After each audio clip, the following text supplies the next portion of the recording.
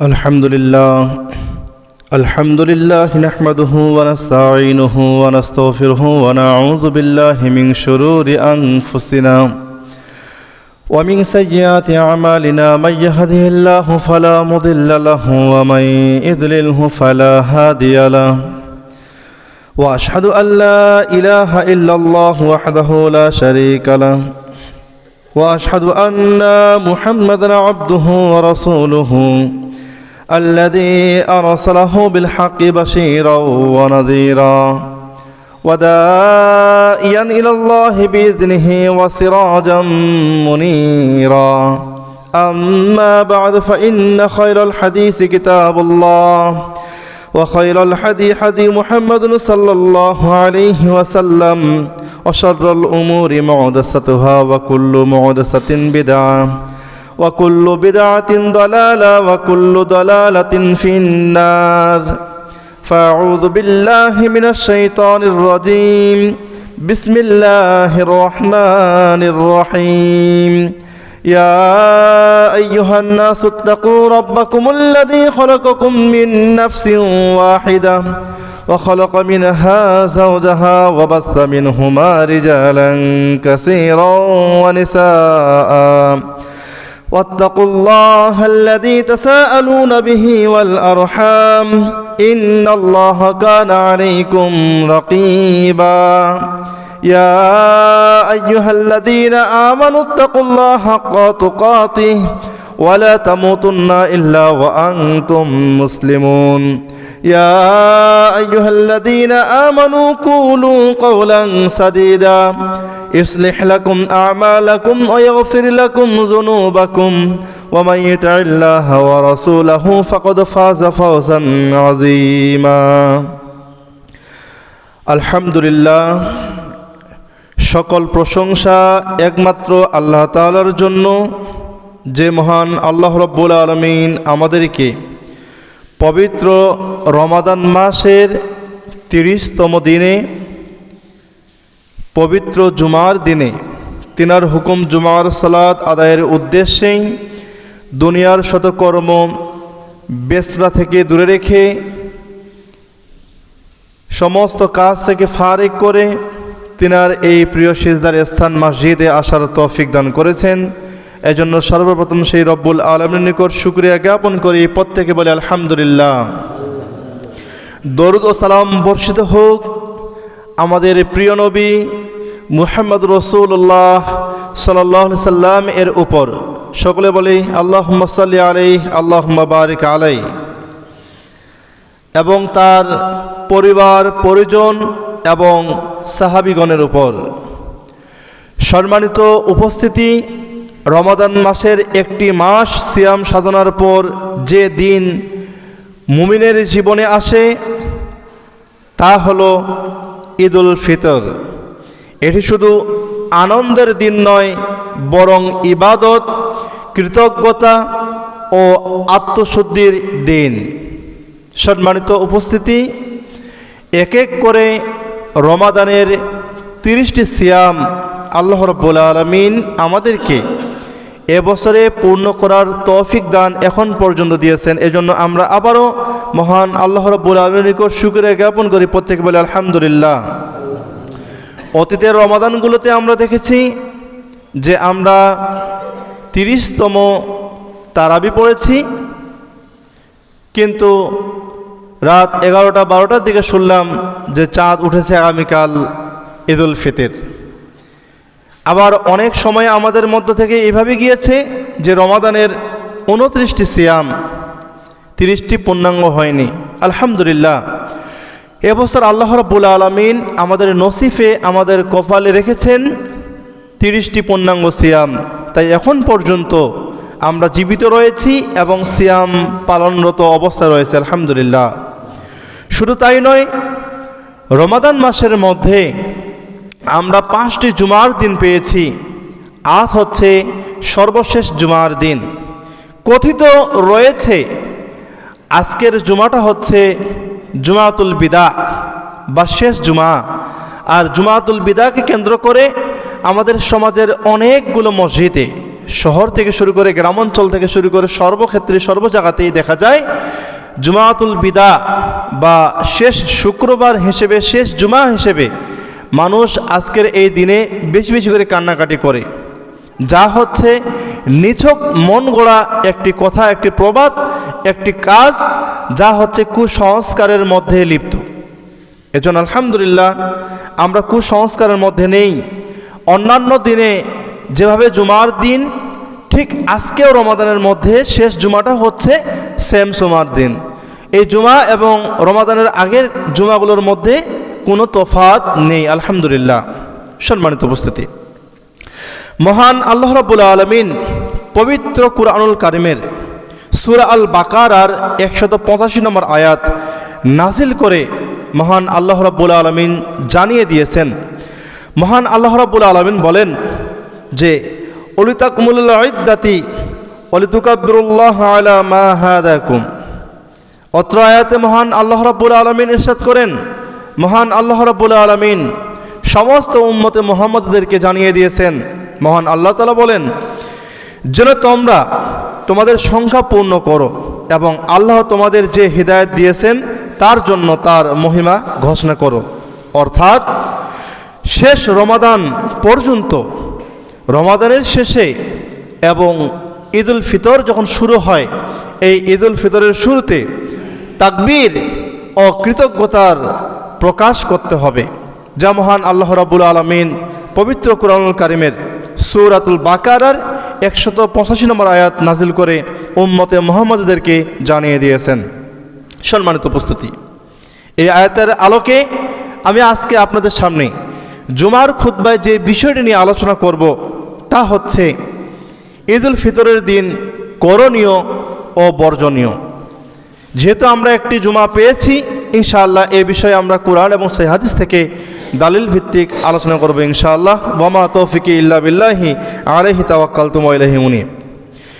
তাহলে সম্মানিত উপস্থিতি, অত্র আয়াত থেকে আমরা একটি বিষয় স্পষ্ট বুঝতে পারলাম, আল্লাহ রাব্বুল আলামিন আমাদেরকে রমাদানের এই সিয়ামের সংখ্যাগুলো পূর্ণ 30টি পূর্ণাঙ্গ করেছেন আলহামদুলিল্লাহ। এজন্য আমাদের এখন বেশি বেশি করে আল্লাহ রাব্বুল আলামিনের শুকরিয়া আদায় করা দরকার, তাসবিহ পাঠ করা দরকার, কৃতজ্ঞতা প্রকাশ করা দরকার। কেননা আমরা জানি আমাদের একটি সিয়াম পালনের মাধ্যমে আমরা একটি দিন গুনাহ থেকে, ফায়সা কথাবার্তা থেকে, খারাপ কাজ থেকে আমরা বিরত থাকি। তাহলে 30টি সিয়াম, 30টি দিন আপনাকে, আমাকে, আমাদের সবাইকে ফায়সা কাজ থেকে, গুনাহ থেকে, পাপাচার কাজ থেকে আমাদেরকে দূরে রেখেছে আলহামদুলিল্লাহ। এভাবে যদি সারাটি বছর সিয়াম সাধনার মধ্যে যদি আমরা থাকতাম, তাহলে সারাটি বছর সিয়াম আপনার আমার জন্য ঢাল হয়ে যেত, যাতে করে আমরা আর গুনাহ না করি, গুনাহের মধ্যে লিপ্ত না হই। তো এই সিয়াম আমরা পূর্ণাঙ্গ করতে পেরেছি, যেটা আল্লাহ তাআলা আপনার আমার উপর, সকলের উপর ফরজ করে দিয়েছিলেন। এবং আগামীকাল যে নতুন সূর্য উদিত হবে, এই নতুন সূর্যটা মূলত হচ্ছে নতুন এক দিবসের, নতুন এক দিনের, যা আপনার আমার জন্য সেদিনে সিয়াম পালন করা বৈধ নয়, সেদিনে সিয়াম পালন করা হারাম। এজন্য আল্লাহ তাআলার কৃতজ্ঞতা প্রকাশ, আল্লাহ তাআলার তাকবীর, আল্লাহ তাআলার তাসবিহ, তাহলিল, এটা আমাদেরকে অবশ্যই অবশ্যই আমাদের করতে হবে, যে দিনটি আপনার আমার সামনের দিন ইনশাআল্লাহ চলে আসে। সম্মানিত উপস্থিতি, আসুন ভূমিকায় না থেকে আমরা মূল আলোচনার দিকে চলে আসি।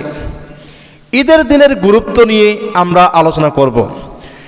ঈদের দিনের গুরুত্বর বিষয়ে রাসূলুল্লাহ সাল্লাল্লাহু আলাইহি ওয়াসাল্লাম তিনি হাদিসের মধ্যে বলেছেন, রাসূলুল্লাহ সাল্লাল্লাহু আলাইহি ওয়াসাল্লাম বলেছেন, লিসাইমিন ফারহান।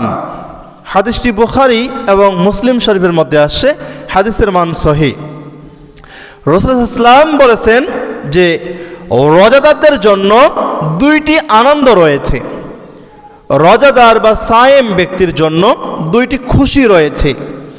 একটি হচ্ছে ইফতারের সময়, আর আরেকটি তার রবের সাথে সাক্ষাতের সময়। তো ঈদুল ফিতর সেই প্রথম আনন্দের বাস্তব প্রকাশ।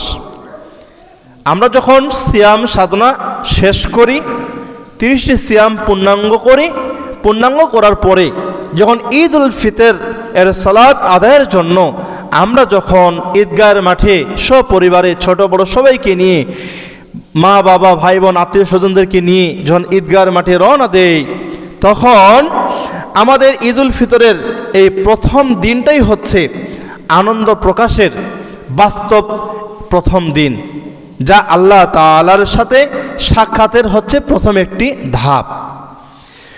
সম্মানিত উপস্থিতি, আসুন এবার আমরা জানব যে ঈদের দিনের করণীয় কিছু বিষয়। আমাদের প্রতি বছর ঈদ উল ফিতর আসে, ঈদ উল ফিতর যায়, ঈদ উল আজহা আসে, ঈদ উল আজহা যায়। আমরা মানুষকে যেভাবে দেখি সেভাবে অনুকরণ করে ওইভাবেই কাজগুলো করি। তবে লক্ষ্য রাখতে হবে, এভাবে আর চলবে কতকাল? আমাদেরকে সরাসরি কোরআন হাদিস অধ্যয়ন করার মাধ্যমে, কোরআন হাদিস জানার মাধ্যমে আমাদের ইসলামের প্রত্যেকটি আমলের যে বিষয়গুলো রয়েছে সেই বিষয়গুলো আমাদের লক্ষ্য রাখতে হবে। যেহেতু আপনার আমার আমলটা যদি সঠিক হয় সেটা আল্লাহ তাআলার কাছে গৃহীত হবে, আর যদি আমল যদি পরিশুদ্ধ না হয়, সঠিক না হয়, তাহলে আল্লাহ তাআলা সেটা গ্রহণ করবেন না, সেটা বর্জন করবেন, অর্থাৎ পৃথিবীতেই পড়ে থাকবে, সেটা পরকালে যাবে না। তাহলে আপনি আমি যে আমল করি, এই আমল যদি কোরআন সুন্নাহ ভিত্তিক না হয়, রাসূলুল্লাহ ইসলামের শেখানো পদ্ধতিতে না হয়, তাহলে কিন্তু হবে না। এজন্য লক্ষ্য রাখতে হবে ঈদের দিনের যে করণীয় বিষয়গুলো কোরআন এবং সহিহ হাদিসের মধ্যে আলোচিত হয়েছে সেই বিষয়গুলো আপনাকে আমাকে লক্ষ্য রাখতে হবে। সর্বপ্রথম ঈদের দিনে আমাদের করণীয়র মধ্যে যে বিষয়টি পড়ে সেটি হচ্ছে যাকাতুল ফিতর বা সাদাকাতুল ফিতর বা ফিতরা আদায় করা। তো ঈদের দিনের যতগুলো গুরুত্বপূর্ণ বিষয় রয়েছে তার মধ্যে হতে করণীয় বিষয়ের মধ্যে অন্যতম করণীয় হচ্ছে যাকাতুল ফিতর, এটা আদায় করা। রাসূলুল্লাহ সাল্লাল্লাহু আলাইহি ওয়াসাল্লাম তিনি বলেছেন যে ফরদ রাসূলুল্লাহ সাল্লাল্লাহু আলাইহি ওয়াসাল্লাম যাকাতুল ফিতরি যুহরুত লিস-সাইম। এখানে স্পষ্টভাবে হাদিসের মধ্যে আসে, হাদিসটি আবু দাউদে বর্ণিত রয়েছে, হাদিসের মান সহিহ। রাসূলুল্লাহ সাল্লাল্লাহু আলাইহি ওয়াসাল্লাম বলেছেন যে রোজাদারদের পবিত্রতার জন্য ফিতরা ফরজ করা হয়েছে। বলুন সুবহানাল্লাহ। রোজা থাকা অবস্থায় রোজাদার ব্যক্তিরা যখন কোনো ফাহিশা কথা বলে, অসার কাজে লিপ্ত হয়, খারাপ কাজে লিপ্ত হয়, এটাকে পরিশুদ্ধ করার জন্য, রিসাইকেল করার জন্য রাসূলুল্লাহ সাল্লাল্লাহু আলাইহি ওয়াসাল্লাম ফরজ করেছেন যাকাতুল ফিতর। যাকাতুল ফিতর আদায়ের মাধ্যমে অটোমেটিক সেটা রিসাইকেল হয়ে যায়, পরিশুদ্ধ হয়ে যায় ইনশাআল্লাহ। এই জন্য যাকাতুল ফিতর এর উদ্দেশ্য হচ্ছে রোজার যত প্রকার ত্রুটি রয়েছে এই ত্রুটি থেকে মুক্ত হওয়া, এবং গরিবরা যে কষ্টে থাকে, ঈদের দিনে মিসকিনরা, গরিবরা যে কষ্টে থাকে, এই যাকাতুল ফিতর প্রদানের মাধ্যমে গরিবদের আনন্দে শরিক করা, অর্থাৎ আপনার আমার যাকাতুল ফিতর এতি মিসকিনদের মধ্যে বিতরণের মাধ্যমে তাদের মুখে হাসি ফুটানোই, এটাই হচ্ছে যাকাতুল ফিতর এর উদ্দেশ্য। এজন্য লক্ষ্য রাখতে হবে ঈদগাহে যাওয়ার পূর্বেই আমাদের যাকাতুল ফিতর আমাদেরকে অবশ্যই প্রদান করতে হবে। যদিও বা আমি গত সপ্তাহে স্পষ্টভাবে ফিতরা সম্পর্কে, যাকাতুল ফিতর প্রদান সম্পর্কে আমি স্পষ্টভাবে আলোচনা করেছি, তদুপরি আবারও স্মরণ করিয়ে দিতে চাই। যেহেতু অসার কাজ হয়ে যায়, অনেক সময় নাফসের ধোকায় পড়ে আমরা অনেক সময় খারাপ কথাবার্তা বলে ফেলি, আমাদের সিয়ামগুলোকে আমরা দুর্বল করে ফেলি, কমজোর করে ফেলি। এই জন্য এই সিয়ামগুলোকে ত্রুটিমুক্ত রাখার জন্য এবং রিসাইকেল করার জন্য আমাদেরকে যাকাতুল ফিতর বা ফিতরা প্রদান করতে হবে। অবশ্যই মনে রাখতে হবে ঈদের নামাজের পূর্বে, ঈদের নামাজ যদি 8টায় হয় তার আগে আমাকে যাকাতুল ফিতর আদায় করতে হবে। ঈদের নামাজ যদি 9টায় হয় তার আগেই আমাকে, নামাজ পড়ার আগেই আমাকে কি করতে হবে? যাকাতুল ফিতর প্রদান করতে হবে। যারা হকদার তাদের কাছে পৌঁছে দিতে হবে। এই বিষয়টি লক্ষ্য রাখতে হবে। ঈদের দিনের দ্বিতীয় করণীয় বিষয়ের মধ্যে অন্যতম হচ্ছে যে গোসল করা ও সুন্দর পোশাক পরা। তো ইবনে ওমর রাদিয়াল্লাহু তাআলা হতে বর্ণিত, তিনি বলেন রাসূলুল্লাহ সাল্লাল্লাহু আলাইহি ওয়াসাল্লাম ঈদের দিনে সুন্দর কাপড় পরতেন। তো সম্মানিত উপস্থিতি, উক্ত হাদিস থেকে আমরা একটি বিষয় স্পষ্ট বুঝতে পারলাম যে ঈদের সকালে অবশ্যই আমাদেরকে গোসল করতে হবে। অনেকে আসি ফজর কাজা হয়ে যায়, ফজর পড়ি না, সকাল হয়ে গেছে 7টায় ঈদের সালাত, আমরা তাড়াহুড়া করে গোসল না দিয়ে হাত মুখ ধুয়ে উজু করে দৌড় দিলাম। না, এটা করা যাবে না। অবশ্যই লক্ষ্য রাখতে হবে ঈদের দিনের সুন্নত হচ্ছে গোসল করা। অবশ্যই আপনাকে আমাকে গোসল করতে হবে এবং সুন্দর পোশাক পরিধান করতে হবে। তো এই সুন্দর পোশাক পরিধান বলতে নতুন পোশাককে বোঝানো হচ্ছে না, মাথায় রাখবেন। কোরআনের মধ্যে তো নেই এবং হাদিসের মধ্যে কোথাও উল্লেখ নেই যে ঈদের দিনে আমাদেরকে নতুন কাপড় পরতে হবে, পরিধান করতে হবে। তবে জুমার দিনের বিষয়ে বলা হয়েছে, জুমার দিনে যেন লোকেরা আগে আগে মসজিদে যায়, তারা যেন সুগন্ধি ব্যবহার করে এবং তারা যেন মার্জিত পোশাক পরিধান করে, সুন্দর নতুন পোশাক পরিধান করে, যেটা জুমার দিনের মধ্যে হাদিসের মধ্যে বর্ণনা করা হয়েছে, যেটা ঈদের মধ্যে নেই। তবে হ্যাঁ, আমরা ঈদের দিনেও জুমার দিনের মতো আমরা আমলগুলো করতে পারি, কোনো সমস্যা নেই। আমরা পরিষ্কার পরিচ্ছন্নতা বজায় রেখে আমরা পোশাক পরিধান করব। তবে পোশাক পরিধানের ক্ষেত্রে আমরা এই বিষয়টা লক্ষ্য রাখব যে ঈদ যেহেতু আনন্দের একটি বিষয়, এই আনন্দ ধনী গরিব সকলের জন্য সমান। এখন আপনি আমি যে পরিবেশে বসবাস করি, এই পরিবেশে আমি আমার পরিবারকে, আমার ছেলে সন্তানদেরকে দামি নামি কাপড় আতর ব্যবহার করে পরিধান করায় ঈদের মাঠে নিয়ে যাচ্ছি, অথচ আমার প্রতিবেশীর বাচ্চার গায়ে কোনো প্রকার ভালো কাপড় নেই, তার গায়ে এখনও ছিঁড়া কাপড়টা রয়েছে, অথচ আমার সামর্থ্য রয়েছে আমার বাচ্চার ঈদের খুশির সাথে আমার প্রতিবেশীর বাচ্চার খুশিটাকেও সমান করা, অর্থাৎ তাকেও সেই দিনে একটা ভালো কাপড় ক্রয় করে দিয়ে সেই পরিমাণ কাপড় পরে ঈদগার মাঠে নিয়ে যাওয়া। এটা তো আমরা করি না, বরঞ্চ আমরা করি কি, অনেক সময় আমাদের সমাজের মধ্যে দেখা যায় যে আমরা অহংকার বশত আমরা নামি দামি আমরা আতর বা কাপড় ব্যবহার করে পরিধান করে আমরা ঈদগার মাঠে রওনা দেই। এটা থেকে আমাদেরকে মুক্ত থাকতে হবে, এই রিয়া থেকে আমাদেরকে মুক্ত থাকতে হবে। যদি এই ত্রুটি, এই রিয়া থেকে যদি আমরা মুক্ত না থাকতে পারি, তাহলে আমরা ক্ষতিগ্রস্ত হব দুনিয়া এবং পরকালে। কেননা আমরা প্রত্যেকে দায়িত্বশীল, আমাদের প্রত্যেকটা দায়িত্বের বিষয়ে জিজ্ঞাসিত করা হবে। আমার প্রতিবেশী কি খেলো, কি করলো, কিভাবে চললো, এই বিষয়েও আমাকে জিজ্ঞাসিত করা হবে। আমার প্রতিবেশী অনাহারে ছিল, আমার বাসায় খাবার ছিল, আমি খাবার দিলাম না, এই বিষয়েও জিজ্ঞাসিত করা হবে। ওই সময় আমার উত্তর কি দেওয়ার থাকবে যে আমি আমার ছেলেকে বেশি দামের কাপড় পরিয়েছি, অথচ আমার প্রতিবেশীর একটা ছেলে মাত্র, তাকে আমি একটা ভালো জামা কিনে দিতে পারিনি। এই জন্য এই বিষয়গুলো লক্ষ্য আমাদের রাখতে হবে। সম্মানিত উপস্থিতি, ঈদের দিনের করণীয়র মধ্যে অন্যতম করণীয় হচ্ছে যে ঈদগাহে যাওয়া। অবশ্যই ঈদের সালাত ঈদগাহে গিয়ে আদায় করতে হবে এবং যখন ঈদগাহে যাব তখন অবশ্যই তাকবীর বলতে বলতে যেতে হবে।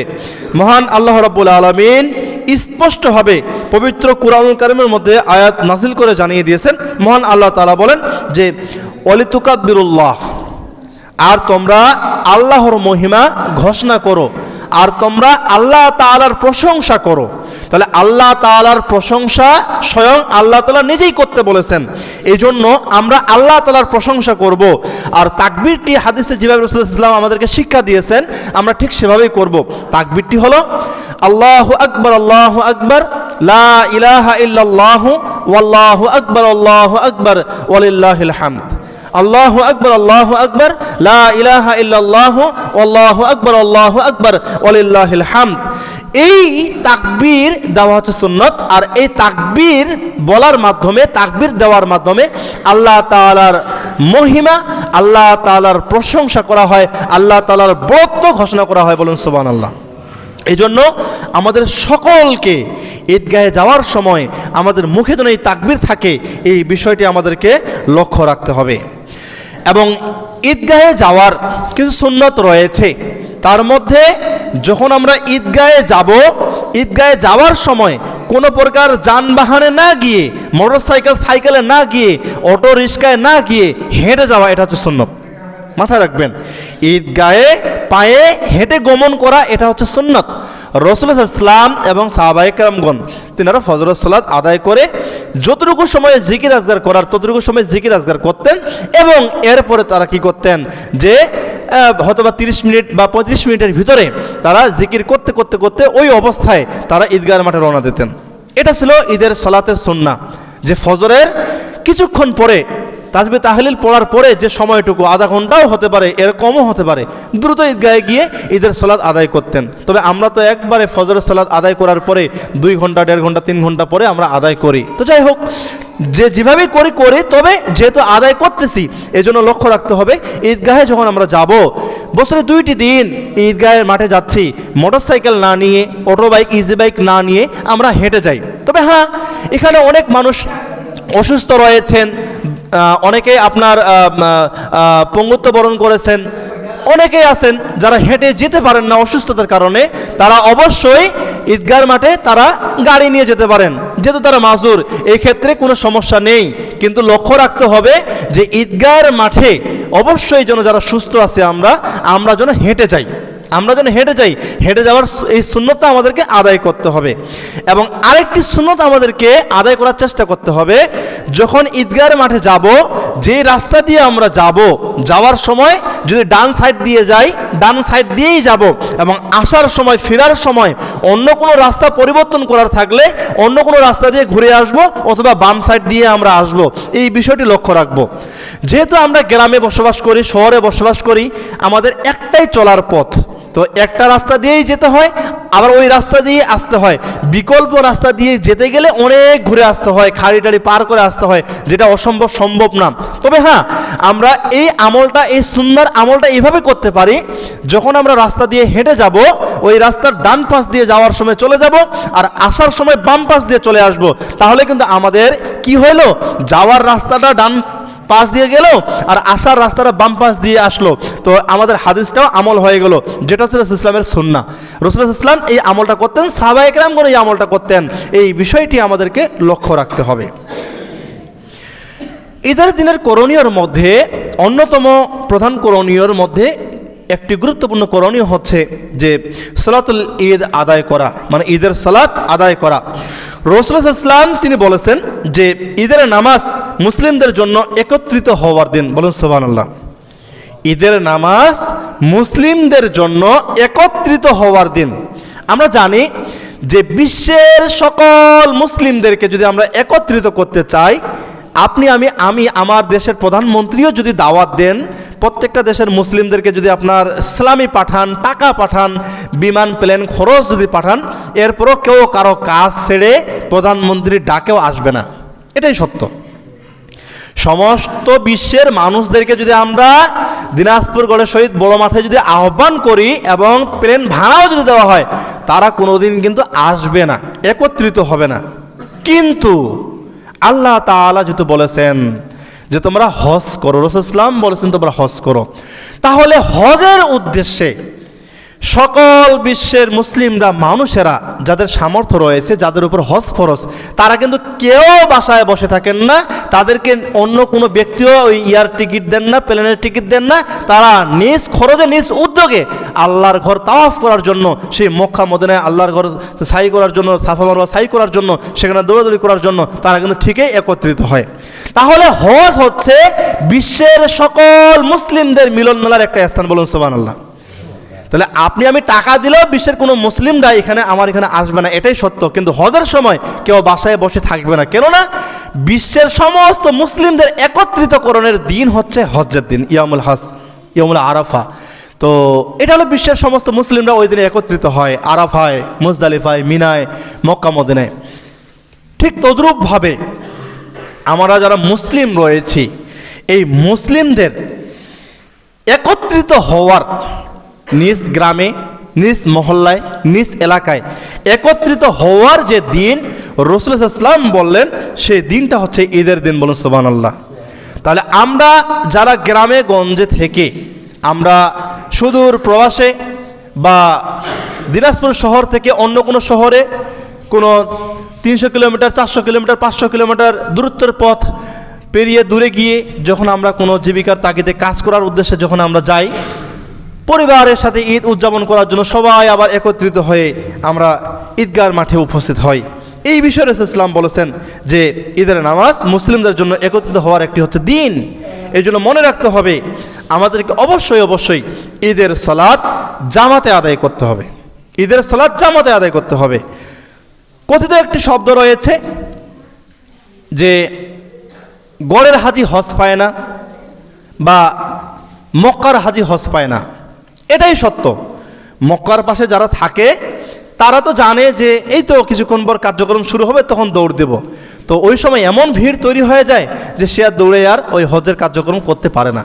ঠিক তদ্রূপভাবে ঈদগার মাঠে দেখা যায় উঠতেছি সমস্যা কি, এই খাচ্ছি সমস্যা কি, যাচ্ছি তো, জামাত তো এখনো শুরু হওয়ার দেরি আছে, বাকি আছে, দরকার কি। তো শেষমেশ যখন মাইকে ঘোষণা হচ্ছে আর 5 মিনিট পরে ঈদের জামাত শুরু হবে, কোনো কথা নেই, ব্রাশ করে নেই, গোসল করে নেই, কোনো কিছু নেই, উজুটা করে দৌড়। কাপড় পরিধান করার সময় লক্ষ্য করলাম না যে এই কাপড়টা আমার নতুন না পুরাতন না উল্টা রয়েছে, এবং আতর সুগন্ধিও ব্যবহার করলাম না, এভাবে দৌড়ে আসলাম। এই জন্য লক্ষ্য রাখতে হবে ঈদের জামাতে আমাদের সবাইকে জামাতে আদায় করার চেষ্টা করতে হবে। আর জামাতে আদায় করতে যদি আমরা চাই তাহলে সবারে পিছু সময় থাকা যাবে না। সবার মনে একটা বিষয় থাকবে যে 8টায় যেহেতু ঈদুল ফিতরের জামাত বা 8:30টায় ঈদুল ফিতরের জামাত, আমাকে আধা ঘন্টা আগেই আমাকে পৌঁছতে হবে, পৌঁছে ওইখানে বসে আমাকে থাকতে হবে, যাতে করে আমি ধীরস্থিরভাবে আমি সুন্দর করে খতিব সাহেবের, ইমাম সাহেবের, সাধারণ মানুষের কথাগুলো শুনতে পারি এবং সেখান থেকে নসিহাগুলো গ্রহণ করতে পারি, এবং ঈদের সালাত শুরুতেই আমি ইমামের সাথে যেন প্রথমেই যেন তাকবীরের সাথে যেন আমি শুরু করতে পারি, দৌড়ে না করতে পারি। এই বিষয়টা লক্ষ্য রাখতে হবে। এই জন্য অবশ্যই আমাদের জামাতে সালাত আদায় করতে হবে এবং অবশ্যই খুতবা শুনতে হবে। কেননা মহান আল্লাহ রাব্বুল আলামিন বলেন, ফাসাল্লি লিরাব্বিকা ওয়ানহার, তোমরা রবের উদ্দেশ্যে সালাত আদায় করো, তোমরা রবের উদ্দেশ্যে সালাত আদায় করো এবং কুরবানি করো। তাহলে আমাদের সালাতটা হবে রবের উদ্দেশ্যে, আর রবের উদ্দেশ্যে যদি আমাদের সালাত হয় তাহলে অবশ্যই আমাদের দেরি করলে চলবে না, আগে ভাগে গিয়েই আমাদের রবের উদ্দেশ্যেই ঈদগাহের মাঠে আমাদের বসে থাকতে হবে। এটাই হলো রাসূল ইসলামের সুন্নাহ। এই সুন্নাহ আপনাকে আমাকে আদায় করতে হবে। সারা জীবন ফেলুয়ার হলাম, সারা জীবন পিছনে দৌড়ালাম, অনেক মানুষ দেখে থাকে বলে পরের ঈদের সময় যে এ তো গত বছরও দেরি করে আসছিল, এই বছরও দেরি করে আসছে, ও লেজি, ওর ছেলে মেয়েও লেজি হবে, ওর 14 গোষ্ঠীও লেজি হবে, মানে ওরা খুব স্লো হবে। হিসাবটা কিন্তু এরকম আর কি। এই বিষয়টা যেন আপনার আমার উপর টেক না লাগে বা মানুষ যেন পিছনে কথা না বলে, এই বিষয়টিও আমাদেরকে লক্ষ্য রাখতে হবে। সম্মানিত উপস্থিতি, এরপরে হচ্ছে ঈদুল ফিতরের দিনের করণীয়র মধ্যে অন্যতম এবং গুরুত্বপূর্ণ করণীয় হচ্ছে আত্মীয় স্বজনদের সাথে দেখা সাক্ষাৎ করা। আত্মীয় স্বজন যারা আপনার আমার রয়েছে তাদের সাথে দেখা সাক্ষাৎ করা। তো ইসলামের সম্পর্ক রক্ষা করার গুরুত্ব এটা অপরিসীম। এটা আমরা শেষ করে আমরা কেউ বর্ণনা করে আমরা কেউ শেষ করতে পারবো না। তো এই বিষয়ে রাসূল সাল্লাল্লাহু আলাইহি ওয়াসাল্লাম হাদিসের মধ্যে বলেছেন যে ব্যক্তি আত্মীয়তার সম্পর্ক ছিন্ন করে, যে ব্যক্তি আত্মীয়তার সম্পর্ক রাখে না, সে জান্নাতে প্রবেশ করবে না। অর্থাৎ লা ইয়াদখুলুল জান্নাতা কাতি, আত্মীয়তা ছিন্নকারী ব্যক্তি জান্নাতে প্রবেশ করবে না। বলুন নাউজুবিল্লাহ। তাহলে ঈদ আমাদেরকে শিক্ষা দেয় যে আমাদের আত্মীয়তার যে সম্পর্কগুলো রয়েছে এই সম্পর্কগুলো যেন মজবুত হয়। আপনি আমি যতই আমার প্রতিবেশীর সাথে, আমার আত্মীয়র সাথে আমরা যতই ঝগড়া করি, যতই মারামারি করি, যতই কাটাকাটি করি, আপনি ঈদের দিনে সুন্দর করে আপনার বাসায় যা রান্না করেছেন তা সামান্য পরিমাণ নিয়ে আপনার শত্রুর বাসায় চলে যান, সুন্দর করে দরজায় করাঘাত দেন, করাঘাত দেওয়ার পরে সুন্দর করে সালাম দেন, সালাম দিয়ে বাসায় ঢুকেন। দেখুন তো আপনার ওই শত্রু আপনাকে ফেরত দেয় কিনা। সে আপনাকে বুকে টেনে নেবে, সে আপনার খাবার গ্রহণ করবে এবং তার খাবার আপনাকে খাওয়াবে। এটাই হচ্ছে ঈদ, আর এটাই হচ্ছে ঈদের শিক্ষা। এবং আপনার আমাদের সকলের মধ্যে যে শত্রুতা রয়েছে, যে বখিলতা রয়েছে, যে কার্পণ্যতা রয়েছে, যে মানে সুখের যে অভাবটা রয়েছে, এই ঈদ আপনাকে আমাকে সেটা পরিপূর্ণ করে দেবে ইনশাআল্লাহ। এই জন্য মনে রাখতে হবে ঈদের আনন্দ আমরা যেন আমাদের যারা একবারে প্রকাশ্যে ক্ষতি চায় যাদেরকে আমরা শত্রু বলি তাদেরকেও যেন আমরা এই ঈদের আনন্দ তাদের সাথে ভাগাভাগি করতে যেন আমরা পিছুটান না নেই বা আমরা দূরে না থাকি। কেননা বলা যায় না একটা ঈদ আপনার আমার মধ্যে যে দূরত্ব ছিল অনেক দিন ধরে, এই দূরত্ব এই একটা ঈদ সেলামি বা ঈদ উপহার, ঈদের আদান প্রদান, এটা আপনাকে আমাকে আবার পূর্বের বন্ধুত্বের মধ্যে নিয়ে আসতে পারে। শুধু আপনার আমার চেষ্টা থাকতে হবে, মুখলেস থাকতে হবে অন্তরের মধ্যে এতটুকু যে আল্লাহ এই ঈদের মাধ্যমে আমাদের সমস্ত প্রকার শত্রুতা, আমাদের সমস্ত প্রকার অহংকার অহমিকা ধ্বংস করে দিয়ে আমাদেরকে আবার দিনী পরিবেশের মধ্যে ফিরিয়ে দিন। আল্লাহুম্মা আমিন।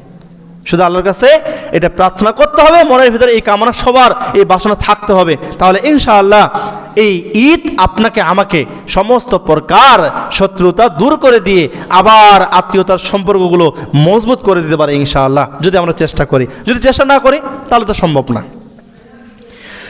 এরপরে হচ্ছে ঈদের দিনে আনন্দ প্রকাশ করা, আর অবশ্যই সেটা হালালভাবে, বৈধ পন্থায়, যেভাবে কোরআন সুন্নাহর নির্দেশনা দেয় ঠিক সেভাবে ঈদের দিনেও আপনাকে আমাকে আমাদের সকলকেই আনন্দ প্রকাশ করতে হবে। হাদিসের মধ্যে আসছে যে ঈদের দিনে আবিসানিয়ারা মসজিদে খেলাধুলা করছিল, তো রাসূলুল্লাহ সাল্লাল্লাহু আলাইহি ওয়াসাল্লাম তাদের অনুমতি দিয়েছিলেন। তাহলে আবিসানিয়ারা তারা ঈদের দিনে তারা কি করেছিল, যে মসজিদের মধ্যে খেলাধুলা করতেছিল। তো এই খেলাধুলা আমাদের দুনিয়ার যে ব্যাডমিন্টন, ফুটবল, ক্রিকেট টুর্নামেন্ট সেই এরকম খেলাধুলা না, সাধারণ দৌড়াদৌড়ির মধ্যে যেটা আনন্দ ভাগ করে নেওয়া হয়, এই সাধারণ দৌড়াদৌড়িগুলো তাদের মসজিদের মধ্যে ছিল। তো রাসূলুল্লাহ সাল্লাল্লাহু আলাইহি ওয়াসাল্লাম এই বিষয়ে যখন জানলেন তখন তাদেরকে অনুমতি প্রদান করলেন, মানে নিষেধ করলেন না। তো সে জায়গা থেকে আমরা স্পষ্ট বুঝতে পারি যে ঈদের দিনে বৈধ যে আনন্দগুলো রয়েছে এই আনন্দগুলো আমরা উপভোগ করতে পারি বা বৈধ বিনোদনগুলো আমরা তৈরি করতে পারি। এজন্য আমরা পরিবারের কর্তা হর্তা যারা রয়েছি, বাবা মা যারা রয়েছে, ভাই বোন যারা রয়েছি, আমাদের পরিবারে যারা শিশু রয়েছে, আমাদের শিশুদেরকে নিয়ে আমরা পরিবারের মধ্যে তাদেরকে হালাল বিনোদন দিতে পারি ইনশাআল্লাহ, কোনো সমস্যা নেই, হালাল বিনোদন দিতে পারি। এক্ষেত্রে কি হবে, ছেলে সন্তানদের সাথে পিতামাতার সম্পর্কটা গাঢ় হবে। আমরা তো ছেলে মেয়েরা মানে পিতামাতার কাছে যেতে চাই না, কারণ আমরা পিতামাতাকে খুব ভয় পাই। কারণ কি, আমার পিতামাতা সব সময় আমাকে বকে ডাঁটে, আমাকে গালিগালাজ করে, চোখ রাঙায়, চোখ বড় করে, না জানি কে আসলো রে। তো এই জায়গায় ছেলেমেয়েরা ভয়েতে পিতামাতার কাছে যেতে পারে না। দিন শেষে দেখা যায় এই ছেলে মেয়েটা ভয়ের মধ্য দিয়ে বড় হতে হতে এক সময় তার পিতামাতার আনুগত্য প্রকাশ করে না। তাহলে পিতামাতার উচিত হবে এই ঈদের মধ্য দিয়ে ছেলে সন্তানদের উত্তম বন্ধু হওয়া, যাতে করে পিতামাতাদেরকে ছেলে সন্তানরা, শিশুরা বড় হয়ে তাদের সমস্ত প্রকার মনের কথাগুলো খুলে বলতে পারে। আর এটার জন্য এই ঈদেই হতে পারে পরিবর্তনের একটি মাধ্যম। এই বিষয়টি প্রত্যেকটা পিতামাতাকে লক্ষ্য রাখতে হবে। এবং আমাদের আত্মীয় স্বজন বা ছেলে ছেলে বন্ধু, মেয়ে মেয়ে বন্ধু কেউ যদি একত্রিত হয়, হালাল যে বিনোদন রয়েছে সেটুকু করতে পারে, তবে হারাম বিনোদনের ভিতরে যেতে পারবে না, এই বিষয়টা লক্ষ্য রাখতে হবে। এভাবে আমরা আমাদের পরিবার পরিজনদেরকে নিয়ে ঈদের দিনে আমরা হালাল বিনোদনগুলো আমরা করতে পারি ইনশাআল্লাহ, কোনো সমস্যা নেই, ইসলাম এটাকে জায়েজ করেছেন। এরপর হচ্ছে ঈদের দিনের করণীয়র মধ্যে আরেকটি অন্যতম করণীয় হচ্ছে গরিবদেরকে খাওয়ানো এবং সাধ্য অনুযায়ী দান করা।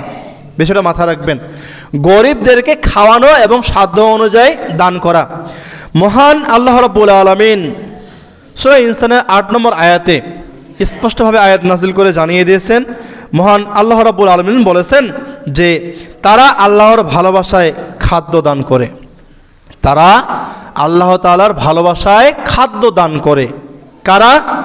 যারা হচ্ছেন মুমিন, যারা হচ্ছেন পরহেজগার, যাদের মধ্যে আল্লাহর ভয়ভীতি রয়েছে, যারা আল্লাহর দ্বীন পালন করেন, তারা চেষ্টা করেন যে যারা খাদ্য খেতে চায়, যারা ক্ষুধার্ত তাদেরকে খাদ্য খাওয়াতে। তো ক্ষুধার্ত ব্যক্তিদেরকে খাদ্য খাওয়াতে তারা ভালোবাসেন এবং যারা ক্ষুধার্ত ব্যক্তিদেরকে খাদ্য খাওয়ান আল্লাহ তাআলা তাদেরকেও ভালোবাসেন, বলুন সুবহানাল্লাহ। এই জন্য আমরা লক্ষ্য রাখব, ঈদের দিন সবার সমান যায় না, ঈদের দিন বাস্তবে সবার সমান যায় না। কমসে কম আপনার আমার বাড়ির আশেপাশের 4-5টা যে বাড়ি রয়েছে, আমি কোটিপতি, আমার অনেক টাকা পয়সা রয়েছে, আমার অনেক খাবার রয়েছে, আমি আমার খাবারগুলো নষ্ট করে আমার বিড়ালকে খাওয়াই, আমার পশু প্রাণীদেরকে খাওয়াই, অথচ আমার বাড়ির আশেপাশের 4-5টা বাড়িতে যারা বসবাস করে তাদের অনেকের বাড়িতে খাবার নেই, আমি স্পষ্ট জানি। আমি আমার নষ্ট করা খাবারটা আমি আমার বিড়ালকে খাওয়াচ্ছি, এরপরও আমার অতিরিক্ত যে খাবারটা আমি রাত্রে রেখে দিলাম আমার প্রতিবেশীর কাছে পৌঁছায় দিতেছি না। এরকমটা যেন না হয়। আমাদের বাংলাদেশে যে পরিমাণ খাবার নষ্ট হয় বিয়ে বাড়িতে, আকিকা বাড়িতে, চল্লিশা কুলখানিতে, আবার পার্টি সেন্টারগুলোতে, হোটেল রেস্তোরাঁগুলোতে, অন্য কোনো দেশে এরকম খাবার নষ্ট হয় না। অথচ ডাস্টবিনে অনেকগুলো পথ শিশু, অনেকগুলো এতিম মিসকিন ফকির গরিব যারা রয়েছে তারা ডাস্টবিন থেকে খাবার কুড়ায় খাচ্ছে, আর তার পাশেই যে 5 স্টার হোটেল রয়েছে ওইখানে অনেকগুলো খাবার নষ্ট করে ওই খাবারগুলো আবার ডাস্টবিনে রাখতেছে। এই জন্য সম্মানিত উপস্থিতি, মনে রাখবেন আপনার ওই খাবার থেকেই যারা ওই খাবারের হকদার তাদেরকে ওই খাবার পৌঁছায় দিতে হবে। দলিল আল্লাহ তাআলা নিজেই বলেছেন সূরা বাকারার শুরুতেই, যখন আপনি তেলাওয়াত করবেন ওয়ামিম্মা রাযাকনাহুম ইউনফিকুন, এই আয়াতটার যখন অনুবাদ করবেন তখন অনুবাদে আপনি পাবেন আল্লাহ তাআলা আপনাকে যে রিজিক দান করেছেন এই রিজিক থেকে, এই খাবার থেকে তুমি দান করো। তাহলে আমরা খাবার প্লেট নিয়ে, যে ভাত তরকারি নিয়ে খেতে বসেছি, ওই সময় যদি একজন মিসকিন এসে আপনার আমার সামনে দাঁড়ায়, মাথায় রাখতে হবে যে এই প্লেটের মধ্যেই তার রিজিক রয়েছে। আপনি নিজে না খেয়ে এই প্লেটটা তাকে তুলে দিতে হবে। এটা আমার কথা না, এটা আল্লাহর কথা। সূরা বাকারার মধ্যে আল্লাহ তাআলা আয়াত নাযিল করেছেন ওয়া মিম্মা রাযাকনাহুম ইউনফিকুন। তাহলে বিষয়টা বুঝতে হবে। এই জন্য ঈদের দিনে এতিম মিসকিন গরিব অসহায় যারা রয়েছে, জানচাকারী যারা রয়েছে, ফিতরা তো আমরা দেই, যা দেই দিব, কিন্তু খাচ্ছি যা, এই খাবারটাও, উত্তম খাবারটাও তাদের বাসায় পৌঁছে দেবো ইনশাল্লাহ। এই বিষয়টা লক্ষ্য রাখতে হবে। তার সাথে সাথে সাধারণ দান, তাদের যেন 2-3 দিন ভালোভাবে তারা ঈদ আনন্দ উদযাপন করতে পারে, এই জন্য তাদেরকে দান করব। দান করার সময় অবশ্যই স্মরণ করে দিব, আমি তোমাকে যে টাকাটা হাদিয়া দিতেছি বা দান করতেছি, তুমি খারাপ কাজে ব্যয় করবে না, নেশা করবে না, তুমি কোনো কিছু খারাপ কিছু কিনে খাবে না, তুমি ভালো কিছু উত্তম যে খাবার রয়েছে সেটা কিনে খাবে। এটুকু নসিহত আমরা করব। কেননা দান করার সময় যেই ব্যক্তিকে দান করা হচ্ছে, এই দানের মাধ্যমে যদি তার পরিবর্তন না হয় তাহলে দান করে কোনো লাভ নেই। এই জন্য দান হচ্ছে একটা মেসেজ। এই দান করার সময় অবশ্যই তাকে শর্ত দেবে এতটুকুই যে এই দানের মাধ্যমে যেন কোনো প্রকার হারামের মধ্যে এই টাকা যেন খরচ না করা হয়, যেন এটা হালাল কাজে ব্যয় করা হয় বা ভালো মন্দ কিছু খাওয়া হয়, এটা দিয়ে যেন গাঁজা সিগারেট বা এই সেই না খাওয়া হয়। এই বিষয়টা অবশ্যই আমাদেরকে বলে দিতে হবে। তাহলে কি হবে, দানের সাথে সাথে ভালো একটা কথা, উত্তম একটা কথার প্রচার হবে এবং সে সেটা বজায় রাখার চেষ্টা করবে ইনশাআল্লাহ। সম্মানিত উপস্থিতি, সময় একবারে শেষের দিকে এসে বলবো, এতক্ষণ ধরে আলোচনা করতেছিলাম ঈদের দিনের করণীয়। সংক্ষিপ্ত আকারে বলে যাব যে ঈদের দিনের বর্জনীয় দিকগুলো কি। এতক্ষণ ধরে খালি করণীয়ই আমাদের যা ছিল তাই করলাম, বর্জন করব না। অবশ্যই বর্জনীয় দিক রয়েছে। এই বর্জনীয় দিকগুলোর দিকেও আমাদের লক্ষ্য রাখতে হবে, আমাদের তরুণদেরকেও লক্ষ্য রাখতে হবে, মুরব্বীদেরকেও লক্ষ্য রাখতে হবে, সমাজের সমস্ত মরল এবং সমস্ত মানুষদেরকেও লক্ষ্য রাখতে হবে। ঈদের দিনের বর্জনীয় বিষয়সমূহের মধ্যে সর্বপ্রথম যেই বিষয়টি বর্জন করার জন্য বলবো সেটি হচ্ছে গুনাহপূর্ণ আনন্দ। যে আনন্দগুলো করলে গুনাহ হয়, পাপ হয়, এই সমস্ত গুনাহপূর্ণ আনন্দ থেকে আমাদেরকে বিরত থাকতে হবে। এই রাতটা এই সন্ধ্যা যখনই হবে, ঈদের চাঁদ যখনই উঠবে, যখনই চাঁদ পশ্চিম আকাশে ভেসে উঠবে, সঙ্গে সঙ্গে গ্রামের ছেলেমেয়েরা বা ছেলেপেলেরা ডিজে পার্টি শুরু করে দিবে। আস্তাগফিরুল্লাহ, আল্লাহ হেফাজত করুক। গান বাজনা শুরু করে দিবে। এটাই হলো তাদের ঈদের আনন্দ।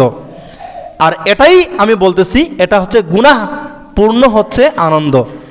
এই আনন্দ করার অর্থই হচ্ছে 30টি দিন সিয়াম সাধনা করে নিজেকে যেভাবে সে ধরে রেখেছিল, ঠিক এই সিয়ামের চাঁদ শেষ হয়ে যখনই আপনার সাওয়ালের চাঁদ উদিত হলো, শয়তান ছাড়া পাইল, শয়তান তাকে বন্দি করলো এবং সে শয়তানের গোলামি করতে করতে সে গান বাজানো শুরু করলো।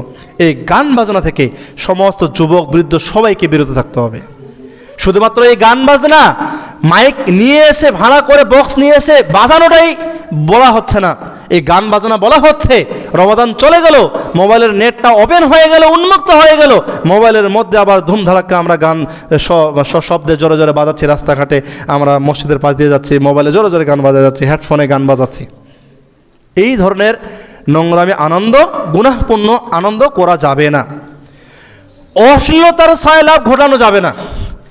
ঈদ আনন্দ উৎসব করার জন্য ঈদ সন্ধ্যা পালন করি, একটা নর্তকীকে, একটা নায়িকাকে, একটা গায়িকাকে নিয়ে এসে এখানে নাচাচ্ছি, আস্তাগফিরুল্লাহ। এখানে হয় না, এখানে হয় না, তবে দূরে অনেক গ্রামে হয়। চিরাডাঙ্গির মেলা কত স্লোভাবে যাচ্ছে, শুধু সবর করে আছে সমস্ত দোকানদার, যাত্রা গানের সমস্ত মেয়েরা এবং মালিকরা। রমাদানটা যাক, জায়গাটাকে সঙ্গে সঙ্গে নাফাক করে দেবো। কথাটা মনে হয় বুঝাতে পারেনি। এই যে চিরাডাঙ্গির মেলা রানিং একটা মাস এত স্লোভাবে যাচ্ছে, জীবনে আমার জন্মের পরে আমি কোনোদিন দেখিনি চিরাডাঙ্গির মেলা এইভাবে থাকে, মানে দোকানপাট আরও যারা আছে থাকে। কেন আছে? কারণ তারা যে পুঁজি এখানে মানে ব্যয় করেছে, এই পুঁজিটাকে তো তুলতে হবে, আর এই পুঁজিটাকে তোলার জন্য তো একটু নাচানাচি গান বাজনা করতে হবে, তো না হলে তো পুঁজি আসবে না, যেহেতু এটা শয়তানের জায়গা। আর এই শয়তান তো রমাদান মাসে থাকে না, তাহলে রমাদান মাসে আমি গান বাজনা করতে পারবো না। খালি রমাদান মাসটা যাবে কখন, বাণিজ্য মেলা শুরু হবে কখন, রমাদান মাসটা যাবে কখন, চিরাডাঙ্গির মেলা শুরু হবে কখন, আমি কথাটা বোঝাতে পারিনি, বুঝে নেবেন আপনারা। এই জন্য অশ্লীলতা ঘটানো যাবে না। মিক্স পার্টি, নারী পুরুষ একত্রিত করে কোনো প্রকার পার্টির আয়োজন করা যাবে না। যদি এরকম আয়োজন করা হয় তাহলে আপনার আমার এই সিয়ামগুলো কোনো কাজে আসলো না। তো এগুলো ঈদের আনন্দ নয়, বরং হচ্ছে এগুলো গুনাহ। মহান আল্লাহ রাব্বুল আলামিন সূরা ইসরার মধ্যে বলেন যে কান, চোখ ও হৃদয় সব কিছুর হিসাব দেয়। তাহলে আমাদের কান, আমাদের চোখ, আমাদের অন্তর সব কিছুর হিসাব দিবে। আল্লাহ তাআলা সব কিছুর হিসাব নেবেন। কান কি শুনলো, চোখ কি দেখলো, হৃদয়টা কি কল্পনা করলো, এই বিষয়ে আল্লাহ তাআলা হিসাব নেবেন। এই জন্য আমরা সবাই হিসাব দেওয়ার জন্য প্রস্তুত, শুধু মরার বাকি, মরলেই আমাদের হিসাব দিতে হবে। এই বিষয়গুলো আমাদেরকে লক্ষ্য রাখতে হবে। দ্বিতীয় নম্বর বর্জনীয় বিষয় হচ্ছে অপচয় ও বাড়াবাড়ি থেকে বিরত থাকা। মহান আল্লাহ রাব্বুল আলামিন বলেন সূরা আনআমের 141 নম্বর আয়াতে যে তোমরা অপচয় করো না, নিশ্চয় আল্লাহ তাআলা অপচয়কারীদেরকে পছন্দ করেন না। এজন্য ঈদ আনন্দ উদযাপন করতে গিয়ে আমরা বিলাসিতায় গা ভাসিয়ে দেব না, অপচয় করব না, এই বিষয়টা লক্ষ্য রাখতে হবে। আমরা মুমিন, একটি মাস সিয়াম সাধনার মধ্যে ছিলাম, নিজেদের আত্মাকে পরিশুদ্ধ করার জন্য সায়াম হয়েছিলাম। এটাকে কাজে লাগিয়ে আমরা অপচয় রোধ করব। আমার টাকা বেশি থাকলে প্রয়োজন হলে আমি এতিম মিসকিনদেরকে দান করব, আমি কালভার্ট ব্রিজ তৈরি করে দেব, আমি কুকুরকে খাওয়াবো প্রয়োজন হলে, কোনো সমস্যা নাই, কিন্তু আমি অপচয় করব না, বিলাসিতায় গা ভাসাবো না, এই বিষয়টা লক্ষ্য রাখতে হবে। বর্জনীয় বিষয়ের মধ্যে তৃতীয় নম্বর যে বিষয়টি বলবো যে আত্মীয়তার সম্পর্ক ছিন্ন করা, এটা থেকে বিরত থাকতে হবে। আমরা কেউ যেন ঈদের দিনে ঝগড়াঝাটি না করি, কানাকানি ফিসফিসানি না করি। আমরা পরিবারের সদস্যরা বড় ভাইয়ের বউ ছোট ভাইয়ের বউকে যেন না বলে যে ইস আমার স্বামী কিছু দিতে পারলো না, তোর স্বামী তো অনেক কিছু দিছে, এটা ঠিক না। এই কথা নিয়ে একটু পেঁচাপেচি হয়েছে, এই পেঁচটা সামান্য পেঁচ, বড় পেঁচ না, ধুমধারাক্কা ওই দিক থেকে এসে দুই ভাই মারামারি, মানে ঝগড়া লাগে গেল, পরিবারের মধ্যে ঝগড়া লাগে গেল, সামান্য বিষয় নিয়ে, ছোটোখাটো বিষয় নিয়ে ঝগড়া লাগে গেল। এই জন্য ঈদের দিনে, ঈদের আনন্দের দিনে আমরা অবশ্যই লক্ষ্য রাখবো আমাদের কোনো প্রকার আত্মীয়তার সম্পর্ক যেন নষ্ট না হয়, এই ধরনের বাজে কোনো কাজকর্ম যেন না হয়। যার যেমন সামর্থ্য রয়েছে তেমন পোশাক পরেছে, আলহামদুলিল্লাহ, এতটুকুই মনের ভিতরে রাখবো, প্রকাশ করার দরকার নেই। আল্লাহর কাছে চাইবো যে আল্লাহ কোনোদিন যদি সম্ভব হয় আমাদেরকেও দান করিয়েন, আমার পরিবারদেরকেও দান করিয়েন, শেষ। কিন্তু এটা নিয়ে হিংসা বিদ্বেষ, কানাকানি ফিসফিসানি করবো না। যদি এরকম হয়ে যায়, অনেক সময় দেখা যায় যে ঈদের দিনে পরিবারের মধ্যে, দুই ভাইয়ের মধ্যে, দুই ভাইয়ের স্ত্রীদের মধ্যে মারামারি তৈরি হয়ে যায়। আল্লাহ আমাদেরকে হেফাজত করুক। এরপরে হচ্ছে যে নামাজ ও তাকবীরে কোনো প্রকার অবহেলা করব না। অবশ্যই মনে রাখতে হবে যে আল্লাহ তাআলা আপনাকে আমাকে 5 ওয়াক্ত সালাত যেটা ফরজ করেছেন, রমাদান মাসে আমরা জামাতে আদায় করার চেষ্টা করছি আলহামদুলিল্লাহ। ঈদের পরেও যেন, এই রমাদানের পরেও যেন আমরা ঈদের দিন থেকে শুরু করে যেন আমরা নামাজে অবহেলা না করি, এবং ঈদের দিনে যে তাকবীর রয়েছে এই তাকবীর যেন ভুলে না যায়, অবহেলা না করি, এই বিষয়ে লক্ষ্য রাখব। এরপরে হচ্ছে আমরা আমাদের নারীদেরকে অনাবৃত এবং অশালীনভাবে চলাফেরা করার জন্য অনুমতি দিব না। ঈদের সময় আমি আমার নিজের মেয়েকে এমন ড্রেস দিতেছি, আমার নিজের স্ত্রীকে এমনভাবে আমি এমন ড্রেস দিতেছি যে অন্য মানুষেরা, পুরুষেরা একবার চোখ দিয়ে গিলে ফেলতেছে। আস্তাগফিরুল্লাহ, আল্লাহ হেফাজত করুক। এই ধরনের কোনো প্রকার ড্রেস, এই ধরনের কোনো প্রকার পোশাক আশাক যেন আমি পিতা আমি আমার মেয়েকে না দেই, আমি স্বামী আমার স্ত্রীকে যেন না দেই। যদি দেই তাহলে আমি স্বামী, আমি দায়ুস, আমি পিতা, আমি দায়ুস। আর দায়ুসের স্থান জাহান্নাম। দায়ুস কি? অন্য একদিন আলোচনায় ইনশাল্লাহ বিস্তারিত আলোচনা করব। এই বিষয়গুলোর দিকে লক্ষ্য রাখতে হবে এবং এগুলো হচ্ছে বর্জনীয় বিষয়। এরপরে হচ্ছে যে হারাম উপার্জন এবং হারাম খাবার থেকে আমাদের বিরত থাকতে হবে। আলহামদুলিল্লাহ, আমরা চেষ্টা করেছিলাম রমাদান মাসে সবাই হালাল খাবার খাওয়ার এবং হালাল উপার্জন করে আমরা চলার। ঠিক এই রমাদান মাসের শিক্ষাটা ধরে রাখবো। রমাদানের বাহিরের 11টি মাস আমরা হারাম থেকে বিরত থাকবো, হারাম খাবার থেকে বিরত থাকবো। তাহলে ইনশাআল্লাহ আল্লাহ রাব্বুল আলামিন আপনার আমার রিজিকে বারাকা দান করবেন এবং আপনার আমার ইবাদতগুলো কবুল করবেন। সম্মানিত উপস্থিতি, আসুন পরিশেষে বলতে চাই, ঈদের প্রকৃত শিক্ষা কি? ঈদ আমাদেরকে কি শিক্ষা দেয়? এই শিক্ষা আমাদেরকে নিতে হবে। ঈদ শুধু আনন্দ নয়, বরং আমাদের আত্মশুদ্ধির পুরস্কার। বলুন সুবহানাল্লাহ। ঈদ হচ্ছে আমাদের আত্মশুদ্ধির পুরস্কার। একটি মাস আত্মশুদ্ধি আমরা করেছি, সিয়াম সাধনের মধ্যে থাকেছি, তার পুরস্কারই হচ্ছে ঈদের মাঠ, ঈদগাহ। এটা হলো আমাদের প্রথম পুরস্কার। দ্বিতীয়ত হচ্ছে তাকওয়ার ফল। ঈদ হচ্ছে আমাদের তাকওয়ার ফল। তৃতীয়ত হচ্ছে পরিবারের সাথে সহানুভূতি প্রকাশ করা। চতুর্থ হচ্ছে ভ্রাতৃত্বের বন্ধন মজবুত করা। মহান আল্লাহ রাব্বুল আলামিন সূরা আলার 14 নম্বর আয়াতে বলেছেন যে কদ আফলাহা মান তাযাক্কা, সফল সেই ব্যক্তি যে নিজেকে পবিত্র করেছে। বলুন সুবহানাল্লাহ। সেই ব্যক্তি সফল হয়েছে যে নিজেকে পরিশুদ্ধ করেছে, নিজেকে পবিত্র করেছে। সম্মানিত উপস্থিতি, পরিশেষে বলতে চাই, ঈদুল ফিতর আমাদেরকে শিখায় আল্লাহ তাআলার শুকরিয়া আদায় করতে, গরিবদের পাশে দাঁড়াতে, গুনাহ থেকে দূরে থাকতে, সমাজে শান্তি প্রতিষ্ঠা করতে। তাই আসুন আমরা আল্লাহ তাআলার কাছে দোয়া করি যে হে আল্লাহ, আমাদের ঈমান, আমাদের ঈদকে কল্যাণ ও বরকত এবং সুখের ঈদ বানিয়ে দাও। সকলে বলুন আল্লাহুম্মা আমিন। পরিশেষে আপনাদের কাছে দোয়া এবং আবারও দিনের সহযোগিতা চাই। আমরা যারা এখনও এই রমাদানের শিক্ষাটাকে কাজে লাগাতে পারেনি, আসুন এখনও রমাদানের মধ্যে রয়েছি, উত্তম রূপে তওবা করে আমরা রমাদানের শিক্ষাটাকে কাজে লাগাই এবং রমাদানের মধ্যে যেভাবে ভালো কাজগুলো করেছি রমাদানের বাইরে 11টি মাস সেভাবে করার চেষ্টা করি। আল্লাহ রাব্বুল আলামিন আমাদের সকলকে রমাদানের শিক্ষা বুঝে আমাদের বাকি 11টি মাস সেভাবে চলার তৌফিক দান করুন। সকলে বলেন আল্লাহুম্মা আমিন।